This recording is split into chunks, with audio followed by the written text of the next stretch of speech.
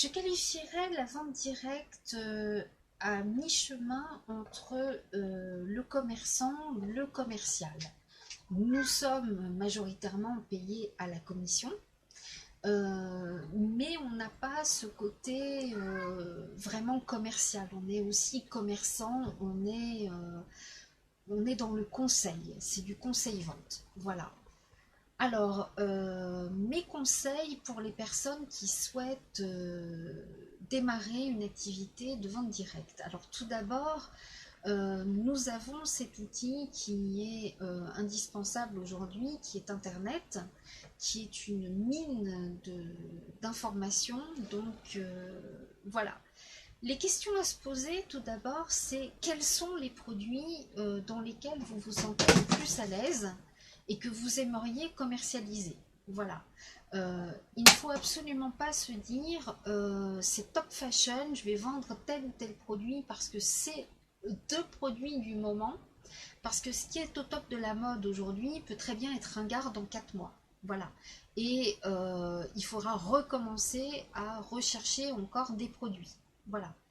Donc, quels sont les produits que vous consommez le plus? Qu'est-ce que vous avez envie de présenter? Voilà.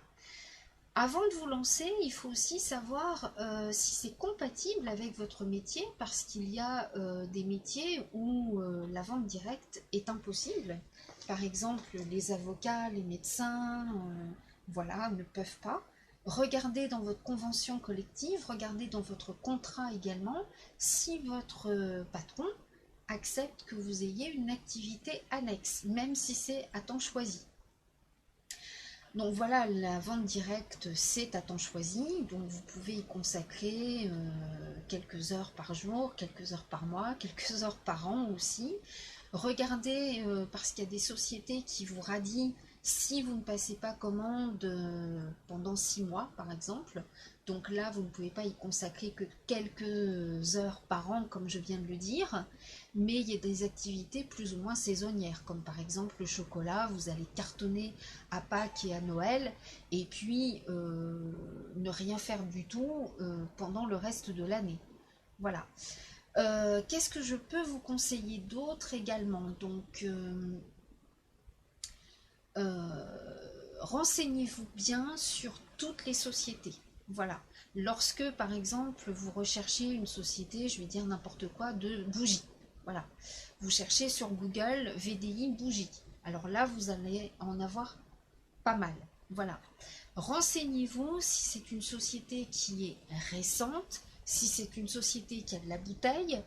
Regardez peut-être, renseignez-vous sur société.com. Est-ce que c'est bien une société qui est déclarée? Ça, ne tombez pas dans le panneau de faire des transactions avec une société qui ne va ni vous proposer de contrat, ni être présente avec un véritable numéro de SIRET valide.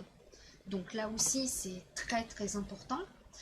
Si c'est une société qui est vraiment, qui a de la bouteille, je dirais, qui est là depuis de très nombreuses années, sachez que par derrière, il y a un SAV, qui a un service pour mettre en carton, pour mettre... enfin, il y a énormément de personnes dans la société.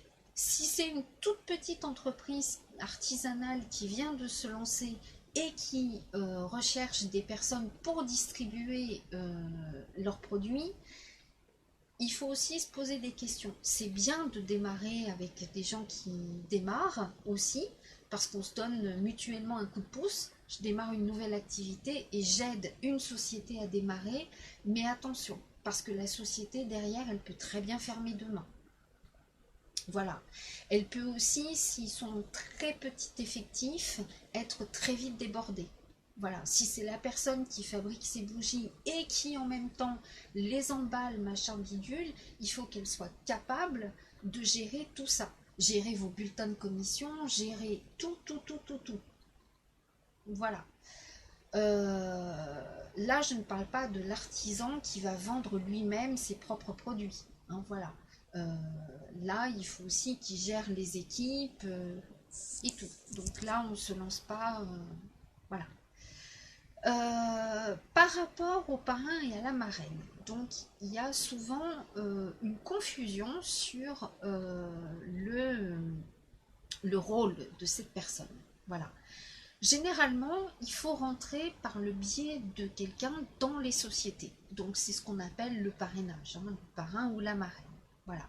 La personne va vous parler de la société, des avantages et des inconvénients, du plan de rémunération, s'il faut un kit de démarrage ou pas, le fonctionnement de la société, si c'est vous qui allez envoyer les commandes, si c'est eux qui expédient, s'il y a un minimum de commandes, si vous êtes rémunéré sur le TTC ou sur le hors-taxe. Voilà, elle va vous expliquer tout ça. Maintenant, ce n'est pas au rôle du parrain ou de la marraine de faire tout le travail pour vous. Le I de VDI, c'est indépendant. Avant de vous lancer dans ce métier, je vais vous faire une très courte formation.